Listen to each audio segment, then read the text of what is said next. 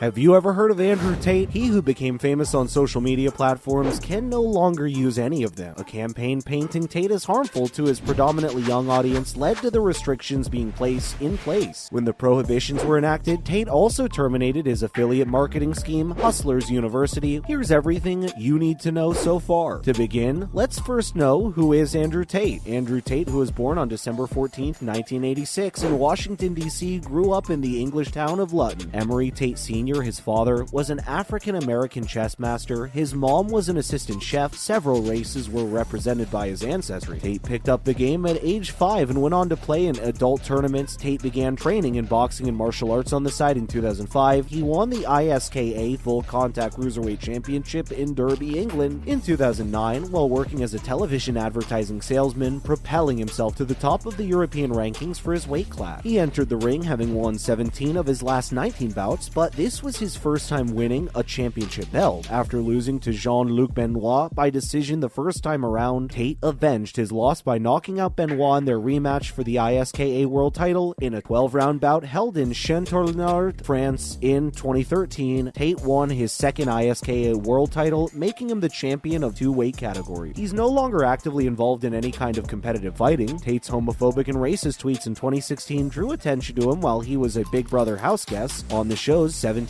season. 6 days into the show, Tate was kicked off after a video surfaced of him allegedly beating a woman with a belt. Moving on, what do we know about the Andrew Tate's ban on social media? Participants could earn commission by referring new people to the system, which helped Tate build a significant following. Participants were also urged to share Tate films on social media to gain more referrals. Tate stated that the organization had over 80,000 members and charged a monthly fee of $49 per pupil. Tate's absence had sparked significant outrage on social media, prompting official reactions. According to a spokeswoman for Meta, the corporation that owns both of these networks, Tate's official accounts were banned from Instagram and Facebook last week for breaking the company's policy against damaging organizations and individuals. According to Meta spokeswoman, the prohibition will also be indefinite. Tate had 4.7 million Instagram followers before the termination. According to a TikTok official, after investigating the situation, the platform has chosen to deactivate an account associated with Tate indefinitely. TikTok is installing software to detect and remove any subsequent user-uploaded videos that violate its community guidelines. Furthermore, the system will flag specific content so it does not appear in platform users' For You feed. Quote, misogyny is a nasty mindset that TikTok will not support. A TikTok representative was quoted as saying, our investigation into this content continues as we continue to delete violative accounts and videos and study strategies to increase our enforcement against this type of content, including detection models. The firm said in a statement, our research of this content is also ongoing. Following that, Andrew Tate's YouTube account being blocked. Tate Speech, which had over 744,000 subscribers, was blocked from YouTube and other channels affiliated with Andrew Tate. On Monday, Ivy Choi, a YouTube spokeswoman, claimed that the firm had terminated channels associated with Andrew Tate owing to various violations on YouTube's community guidelines and terms of service, including our stance on the expression of hate speech. If a user's YouTube channel is banned, the users lose access to the service and cannot create new channels or view those made by others. Tate defended his content by claiming he was playing a humorous persona. Videos of me from the past, which I played a humorous role, have been misconstrued and magnified to the point where they are now widely viewed as true depictions of my life. Tate told the online hub and journal LAD Bible, videos of me from the past, in which I played a humorous role, have been misconstrued and exaggerated to the point where they are now commonly considered true depictions. Over the last 2 weeks, women's organizations have donated over $1 million,